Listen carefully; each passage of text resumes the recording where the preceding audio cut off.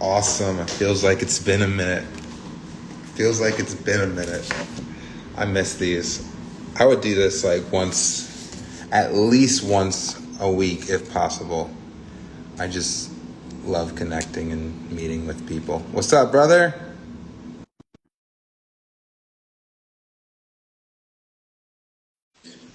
Free to hop in.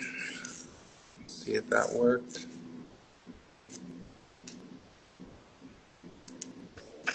Yo, how you doing? I'm doing good, bro. Ham, it's good to see you, man. Good to be on your platform. Absolutely. It's a pleasure to see you again. Absolutely, brother, man. It was cool to get an understanding of what you're doing with the whole concept of doing a bodybuilding competition. That's primarily Natty.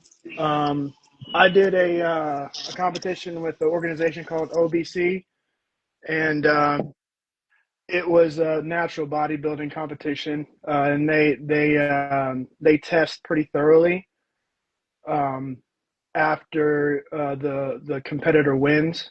So you'll go into the restroom and they have somebody there by the door, and they have you do a urine sample with a lot of different indicators in there. So you know those are the parameters of what that was, and it was really fun to have been a part of that. I did it for 2 years. The first year I got second and was physique, and then I went into the bodybuilding and I won. I didn't go any further primarily because I just really wanted to do it for myself.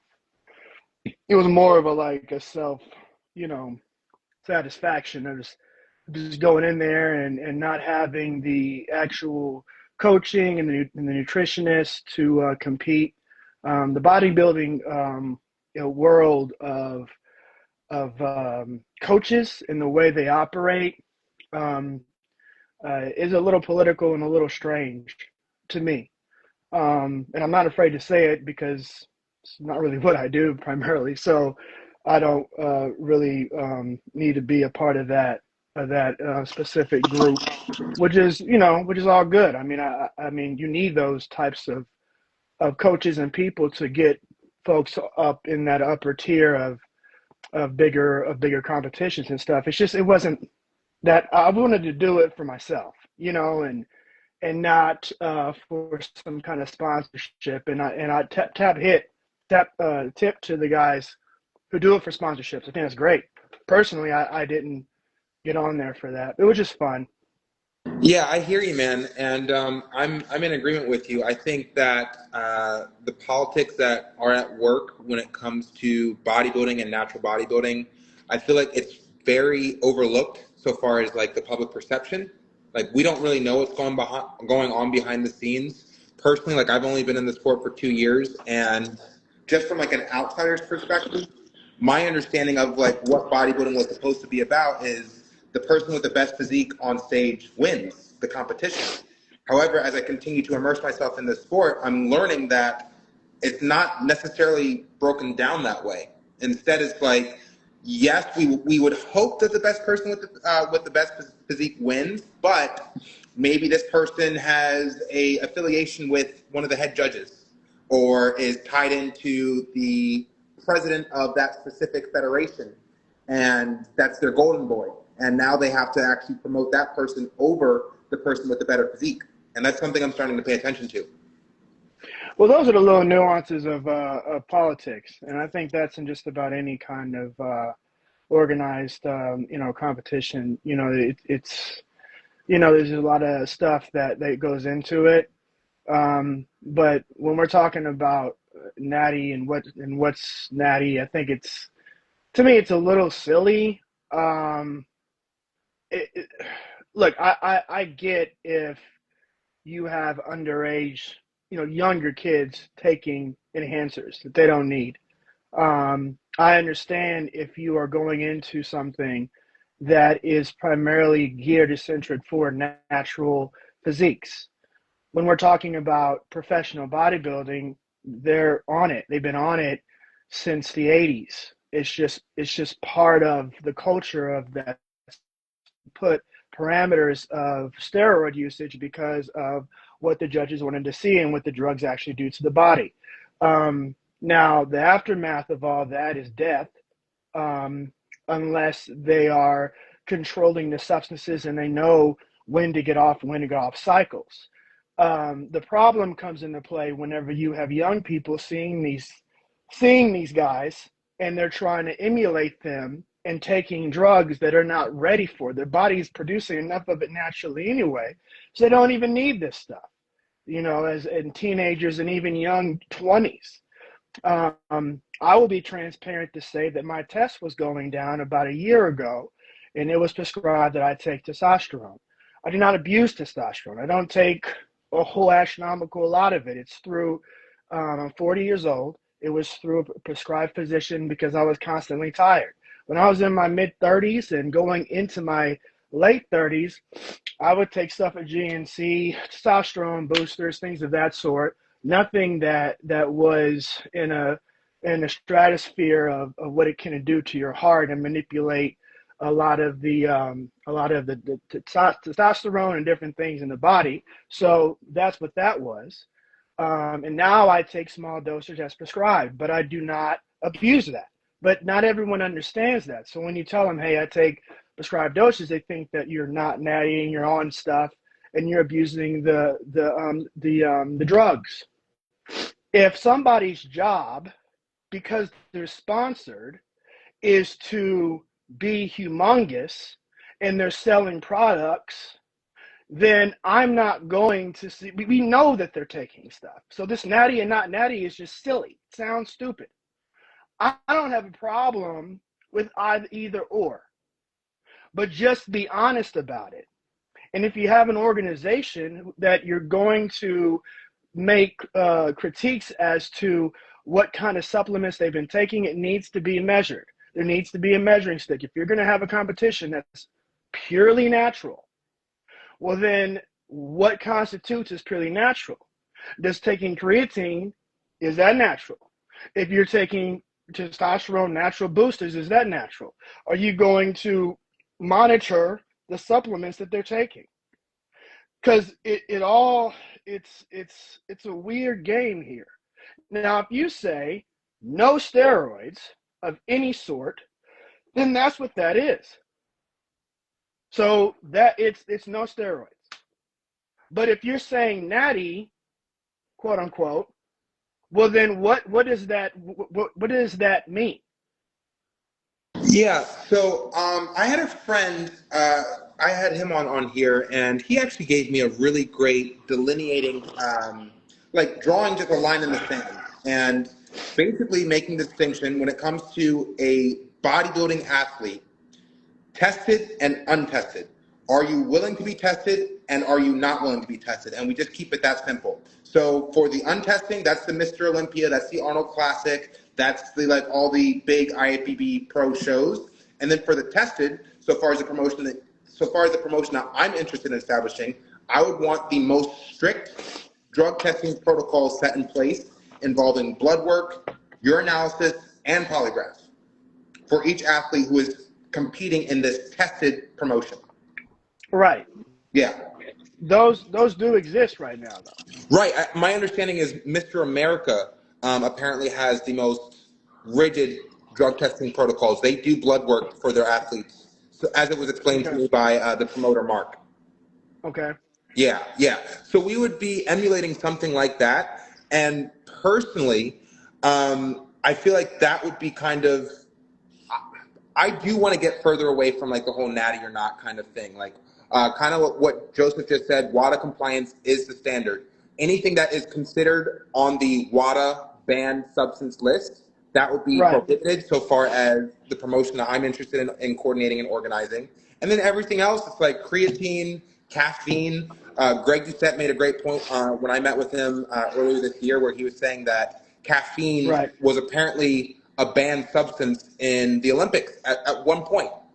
And it's like, Yeah. yeah, it does get pretty nuanced when you start looking at these factors, you know? Absolutely, and that's pretty much what I'm trying to understand with what's going on here. I think that again, I think that when you're putting things in your body that isn't natural, one of the guys said that drugs are not natural to the human body, absolutely, because your body produces it. Um, so, if the organization is that, then that's what it needs to be. Nothing wrong with that. But I'm also not going to start to knock down people who take whatever because that's their livelihood. If you're making money doing that, but also not promoting supplements that may seem as though that's the thing that gets you looking like that. That's another problem I have. You have people, and I get it, I understand it. They got to sell the product, but you have folks who will market a product and say this got me to this size, and that's not what got them to that size. They're saying what they need to say to get their money and then market the product to have that sponsorship. But the problem is it's misleading to the market, and these young people are seeing it, and they're thinking, "Well, I can use that." It doesn't work.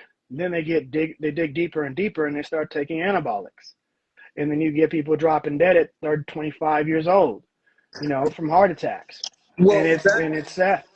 yeah, I mean, that's honestly my biggest issue with the sport and the fitness industry as a whole is that, again, like a friend referenced it's kind of the way that it's structured, it's almost like it's a grid where we're presenting false information, false narratives, and false perception of these glorified athletes, saying that if you do these things, so far as these supplements are concerned, you will Yeah, achieve similar results. And that's not the case. exactly. It's a complete Yeah. lie and they're using it to sell products that do not result in the type of physique that the person is buying thinking that they're going to get. Right. And And then, that's yeah. yeah. I'm sorry, I didn't mean to cut you off. Yeah, no, like that's my big issue. And personally, the only solution that I can come up with is, and again, this is just from my perspective as a storyteller, we make it less about the physique and more about the personal journey of growth and development within your own pursuit. So it's like if we're taking these athletes, and I don't even think that Derek Lunsford is a good poster child for what it means to pursue the best version of yourself in this sport and in this industry. I don't think he's a good role model for the majority of people in this world. Most people, Hmm. from my perspective, do not want to look like Derek Lunsford. So why is he the poster child? Like, why is he the face of this sport? It doesn't make sense to me. Instead, let's take a guy who just is naturally gifted with great genetics, and we show that through his trial and error, through his pursuit of peaking himself to the highest level of his ability, he is able to establish himself as the face of this sport due to the fact that he was genetically born with great potential, and he actualized that potential over the course of his lifetime. I think that tells a better story and something that allows people to emulate in their own lives by pursuing the best versions of themselves. But it also takes away from this type of stigma that guys who are a large size are using some kind of anabolic, when in reality, a lot of hard work and dedication and genetics play into it. And before I even was taking the testosterone, even the small amount, I mean, I was probably bigger and more shredded and more cut, and I was taking absolutely nothing. And I was still getting accused of taking some kind of steroid, and I wasn't. Everything I took was at GNC, and no one believed me. And I didn't really care. I don't care. Like, I'm not trying to impress anyone or prove you wrong. And I'm not going to lie. I mean, if I'm telling you I'm taking something, then I'm taking something. Um, but I'm not a competitor. I'm not, some kind of, promoter or role model for any kind of. I just love fitness and I love to do it, and it's a good time. And I'm the guy that works the night shift at the bar and the bouncer, and I do a little mixed martial arts training. I like to roll, I like to do different things. I like to be fit. So I'm actually the common dude, right? And then you have everybody else that's doing whatever they're trying to be, different kind of social media personalities and this and that. I'm not doing that. I'm just, working, do some acting, enjoy it, and I like to be fit. So whatever I take is my own prerogative, and I don't have to explain nothing to nobody. However, you do have folks who get these ideas in their head, and it's just sad. So having somebody from the ground up promoting them to kind of take that away, that hey, this guy could be in his 30s and his early 40s going through this competition, you see the ups and downs of getting prepared for prep, meals, things of that, and this is how he looks. And so it's a small part of getting that whole mindset of you're a big guy, you must be taking some kind of gear.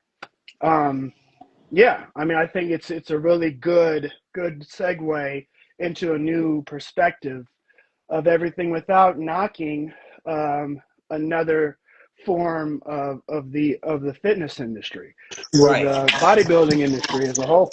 And I think you're completely on the money. And honestly, from my perspective, just like what you said, I don't get the idea of like why is this whole bigger thing the focus? There was a time, and I'm going back to like the golden era where like we had Arnold Schwarzenegger competing against Frank Zane, and I asked this question. Arnold Schwarzenegger, he retires in like 1975, right? And the Yeah, year after, Frank Zane wins. Frank right. Zane, who was notably the smallest competitor at the Mr. Olympia routinely. So Arnold Schwarzenegger is like this big, larger-than-life character, retires from the sport, and then Frank Zane wins consecutively 3 times in a row, right? So when I look Hmm. at that, I ask myself the question, why is the smaller competitor at the height of the sport, at the height of the popularity of the sport, why is a smaller competitor winning against these bigger athletes if the sport is supposed to be all about getting bigger? Right? I think it depends on the judging. I think it depends on the culture of the judging. I mean, you think of, the close competitions, and it seems there's one guy who usually wins multiple comps, and then culturally it changes, it shifts. You know, it goes from, a guy looking like Phil Heath to someone who looks, totally different. Big Ramy or whatever these guys are, and then you have somebody or like a Ronnie Coleman that changes the game to the size. You know what I mean? And it just changes through what we now know as what it is, as far as what's the standard for a winning competitor. The judging is just so weird. I don't understand it at all. Because what Yeah. I see and then what someone else sees up there on stage, it's like, wow, they look really good. There looks like there's a lot of separation. There's a lot of, the stuff that I'm seeing from this guy's back in comparison to this guy's back, and it looks like a mushroom, and he didn't even get to the top five. So it's just strange, man. It's a weird. It's a you know, I like just watching it. I don't claim to be some kind of expert on the bodybuilding world at all. I think it's fun. I respect people who dedicate their lives to work and isolate the muscles to really pop the muscles, and then dedicate different types of eating along with supplements, even whatever else they're taking to maintain it. Um, I mean, it's real fascinating to me. But then you get the older heads, the older bodybuilders that said we didn't use that much. And if you look at some of their physiques, they look better than the physiques that we see today. You know what I mean? It's Yeah. interesting. We talk about the dosage and then what people are taking, and again, it leads back all the way to these younger people that are dropping dead. Yeah, I agree. And honestly, I think the reason I'm so passionate about, for one, the sport of bodybuilding is I see that like there should be a higher level of prioritization about a person's health and wellness, just in general, across the board. Every single person alive should have an interest in their optimal health and wellness.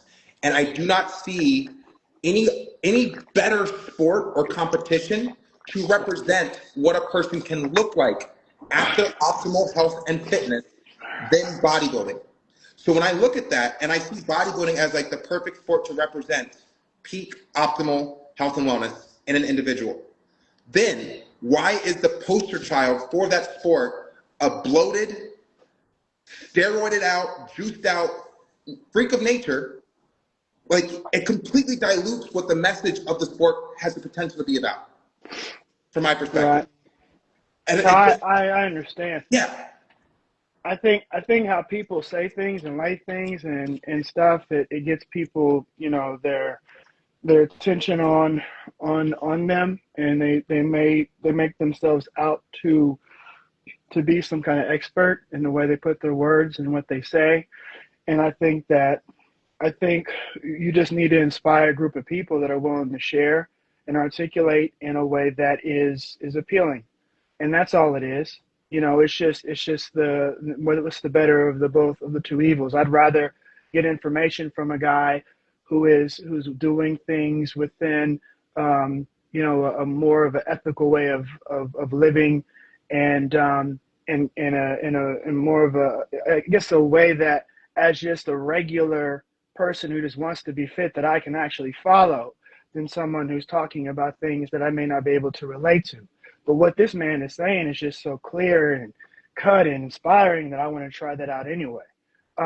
You get people who get led that way, right? So then it's just getting someone, finding, or it could be you or whoever, and inspiring them to go about their regimen and their routine in a way that is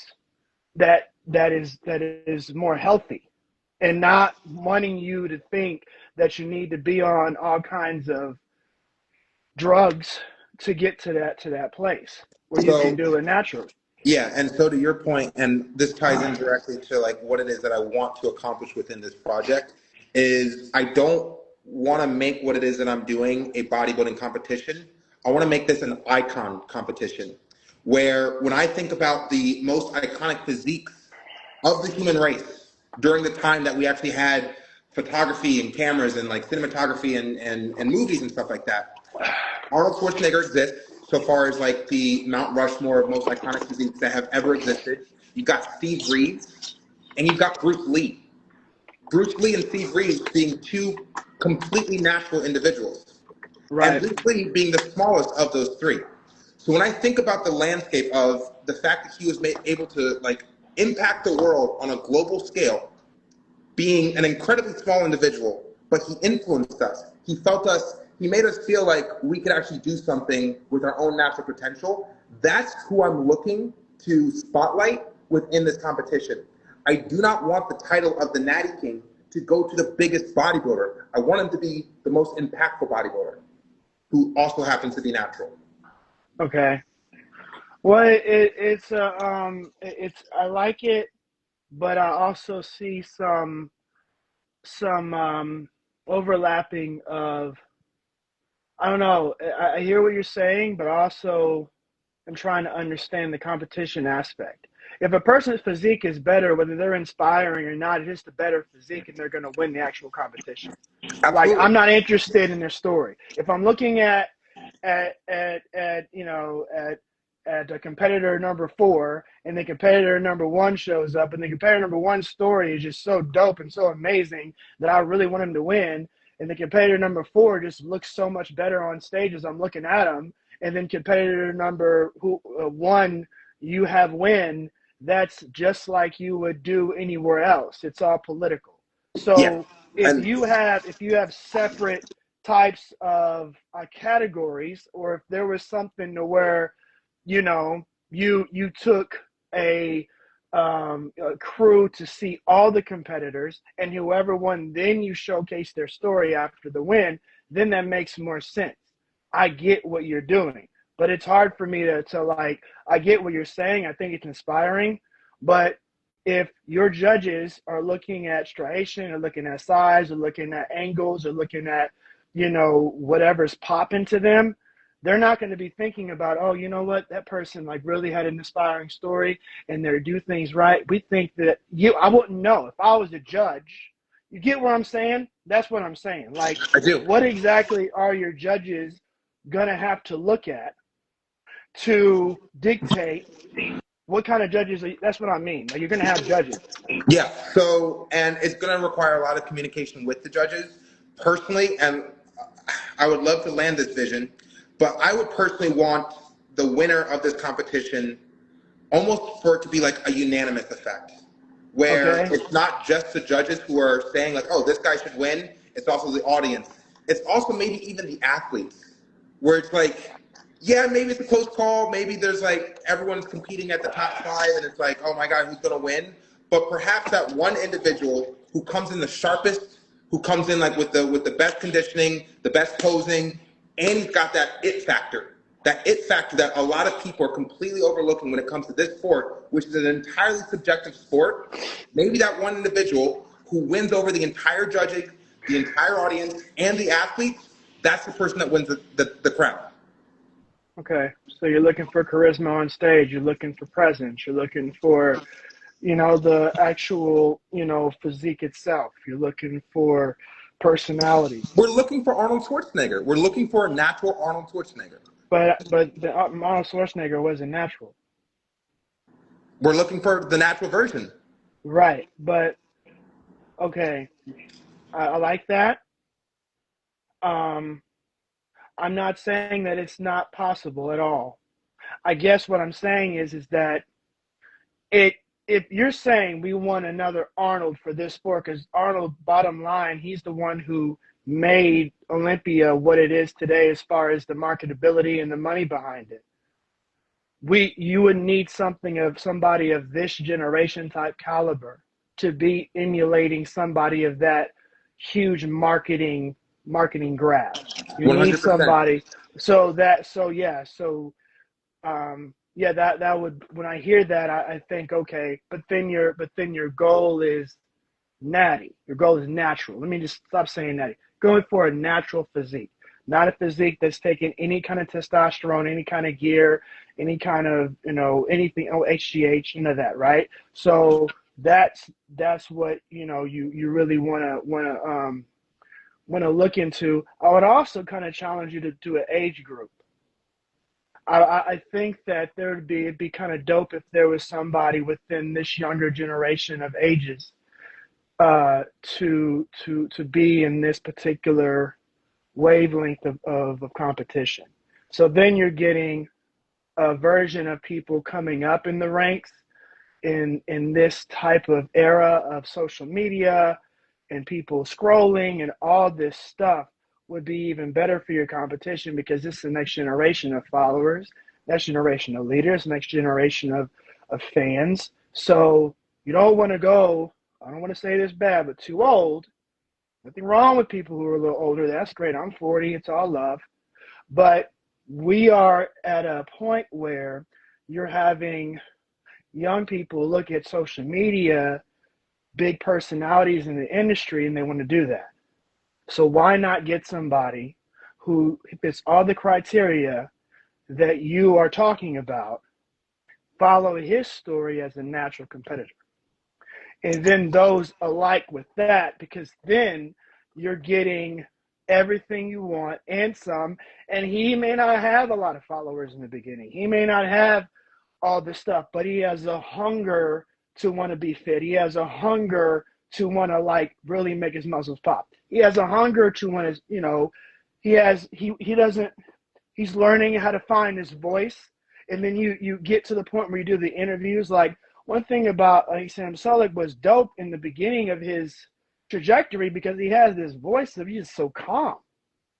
Like, I want to listen to him talk all day long. He's a calm, looks like Midwestern guy next door from the country, goes to church every Sunday kind of vibe to him that captivates people. And now, some can argue that he's on the rise due to a lot of his fame and a lot of his followers through social media, Facebook, Instagram, so on and so forth.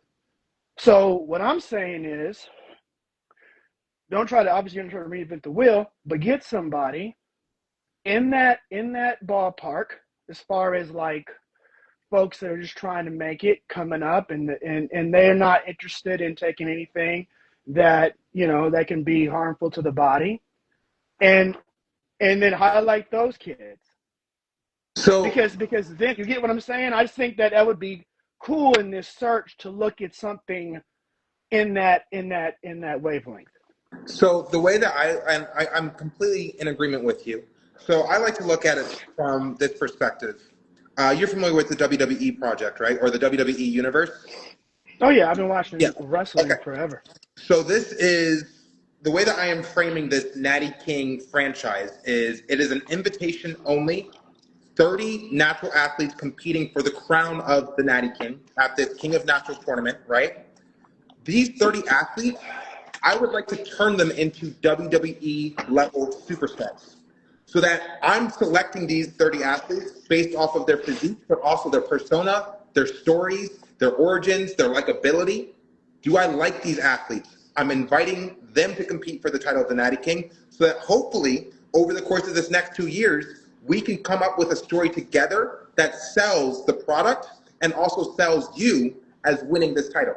So it's not supposed to be like one Arnold Schwarzenegger. Ideally, we would have 30 potential Arnold Schwarzeneggers. And we suggest that whoever ends up winning this crown will end up having a career similar to Arnold Schwarzenegger. I would like to even take it a step further, and whoever's associated with this project could end up having a career similar to this to Arnold Schwarzenegger. That's my vision.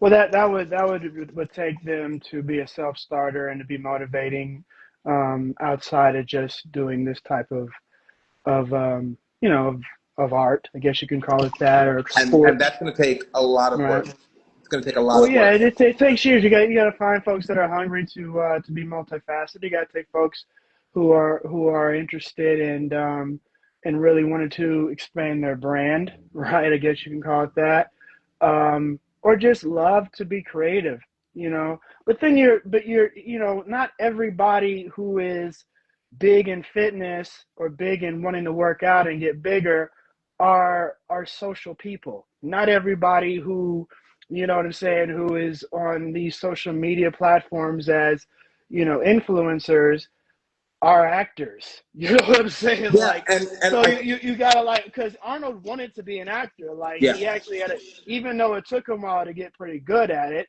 he wanted to be an actor. You know what I mean? And he had to learn how to speak in a way where he can actually, get people to understand what he's saying and watch his films. It took him a while, but he wanted to do that. He's a different kind of human being. He became the governor of California, for crying out loud. Like, he's a different kind of guy. But there are people out there. Don't get me wrong. There are definitely, guys and gals out there that, that are hungry to do more than just, getting their body tight and right. There's all kinds of talent out there, 100%. And to your point, I'm in complete agreement with you. We're doing a big group Zoom call on Sunday. You're totally welcome to attend if you're free. But basically, I'm going to be giving this speech to the athletes who are on the team and athletes who are interested in becoming a part of this project. And I'm going to make it clear, again, this is not a bodybuilding competition. This is a competition that is intended to spotlight your greatest strengths, not only within the sport of bodybuilding, but also your strengths as a leader and role model within the space of the fitness industry and within the space of the world at large. We need heroes. We need icons. We need stars. And if you were just interested in being a bodybuilder, I have no interest in working with you. Personally, I don't have an interest in working with you. I'm looking to install stars in the sport that evolve and transcend beyond bodybuilding. Right, but you may want to call it something. So it's because there's so many hats with it. So and that's great. Not everybody can understand that, though, in my opinion. So if you have a specific title for it, Natty King is great. Okay, what is Natty King? Natty King encompasses, your charisma through your fitness, through your physique performance, through your artistry of just wanting to share motivationally your story, right? Because that segues into some kind of public speaking that can segue into actually performing, can segue into the whole entertainment industry. So, but you need to have a title for that people can connect with. So you can't use fitness influencer because that range is too, there's too many influencers out there. Okay, so are we talking about, I need a fitness liaison. I need somebody who is, like, I would challenge you to brainstorm different types of titles for this. Because if you say it's a competition and I'm a bodybuilder and you have a bodybuilding competition, and I'd have a problem with you not allow me to be on. You get what I'm saying?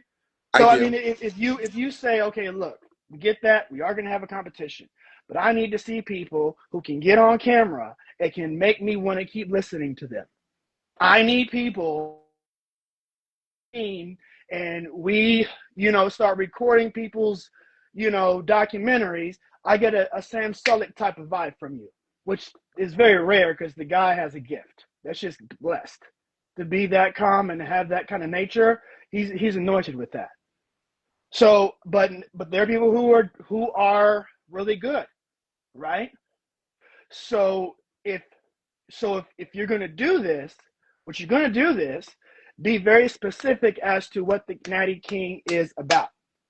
Right there on everything. And then obviously the people you have, I would look into getting people on your team that can help you find people too. And then the people you have on your team right now, have folks on your team that talk to them and get a perspective of how they're moving. So then it goes back to you. Hey, I get why you got this guy, but these are some things that they need to work on that you're I not love seeing. like a refinement coach, a personal refinement coach. You probably, yeah, absolutely, Yeah, yeah, 100%. And yeah. also, it kind of goes into type of investigative stuff because they could be messing with something. You know what I'm saying? Like if people talk. So if they're claiming to be something, because there's a lot of misleading people out there. You know what I mean? So I mean, and folks always give everything up. They just talk. We're in a generation of people who just love to share everything and anything they can. So I mean, it's good to get people into those private conversations with these competitors and say, hey, what's going on? How's your diet? Talk to me. Is there any videos that you have put out there? Can I go look up?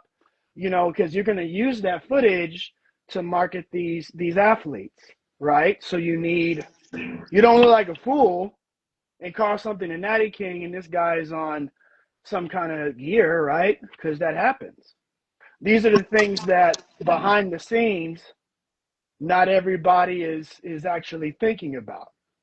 So the social media training needs to take shape in this competition. I believe Joseph said, thank you so much. He piggybacked off of what I said. Have some trainers that are going to say, hey, I like what you posted. Problem is you didn't articulate it the right way. There's a lot of folks out there screaming and yelling about, how they train people and like whipping folks and yelling at people that like, that's great. That's not going to attract the people we want to watch this. Agreed. So let me ask you this. You said a couple great things. The one question I have, we, I agree with you. We do need to properly define what the title of the Natty King is. I want to ask you if this encompasses the vision so far as you understand it.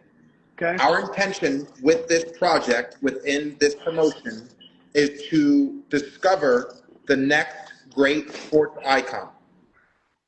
Okay. Is that encompassing enough so far as like, what does it mean to be a sports icon? It means you're a freaking star.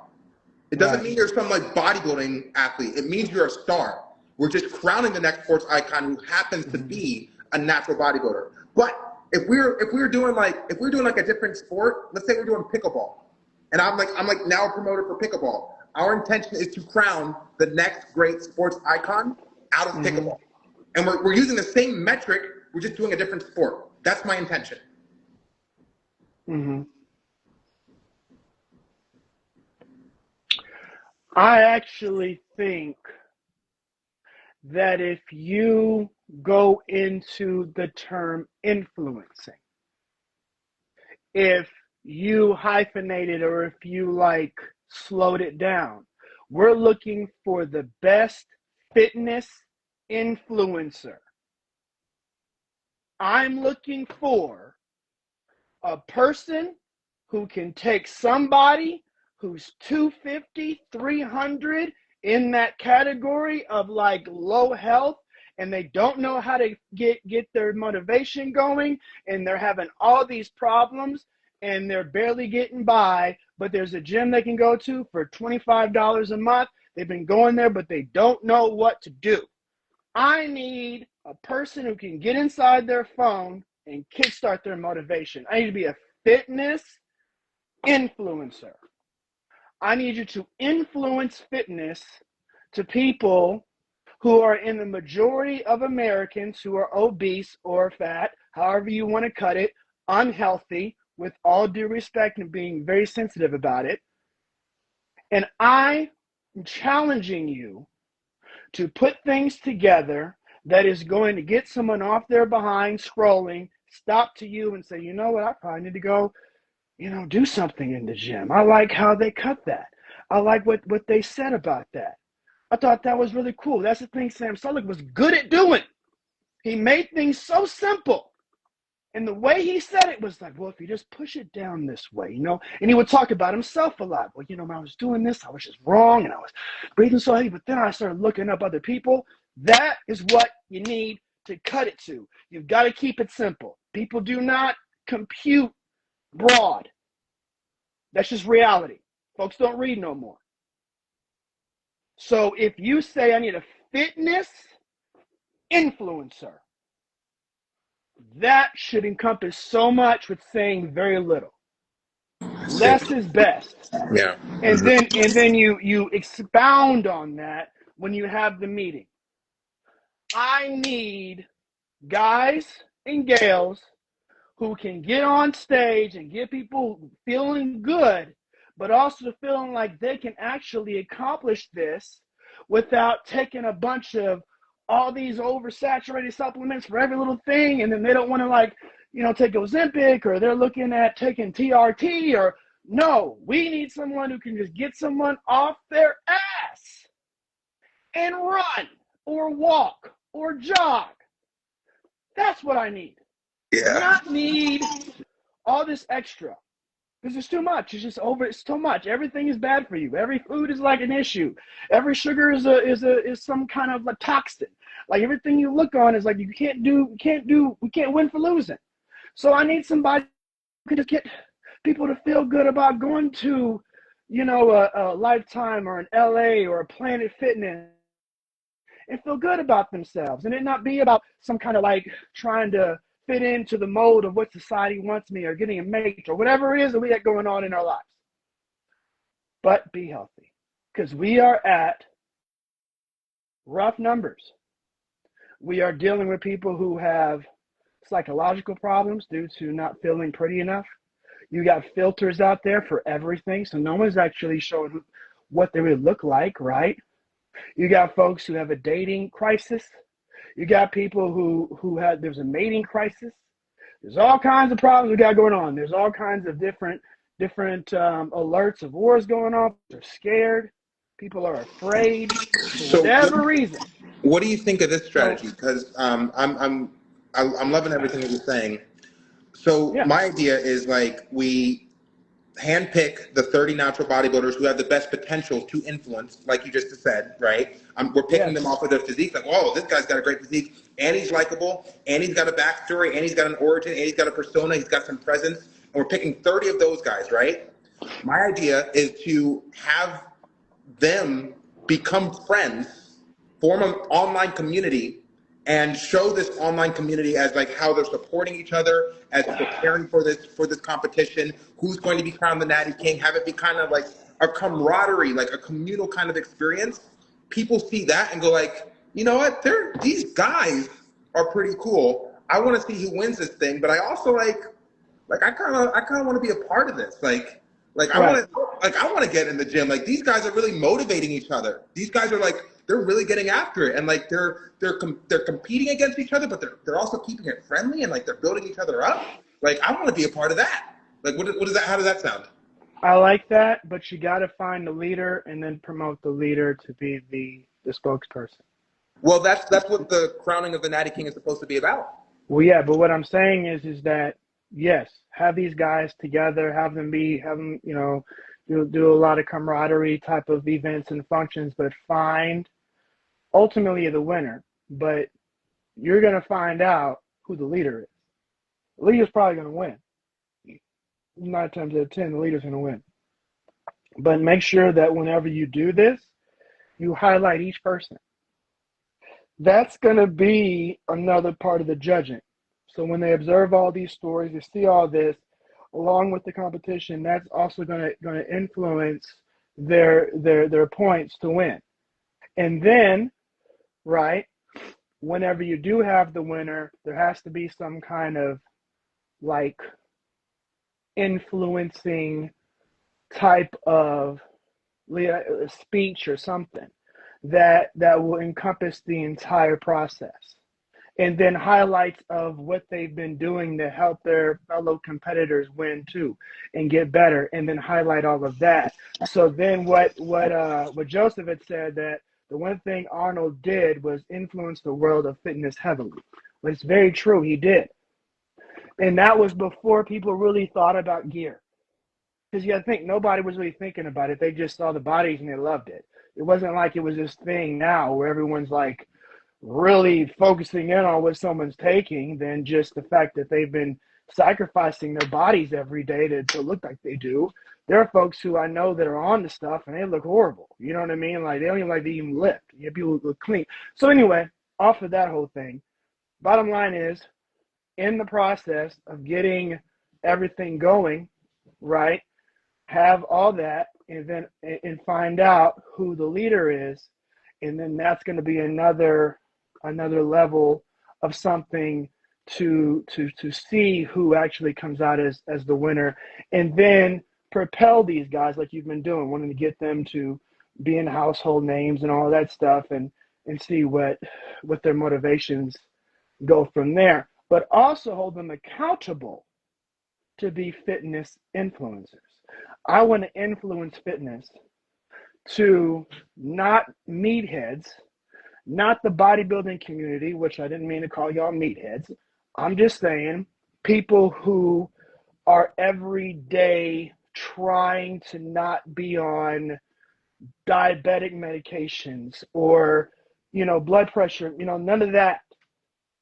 That's the kind of individual. And then dealing with young people who have internal, self-esteem problems. You know what I'm Right. saying? Yeah.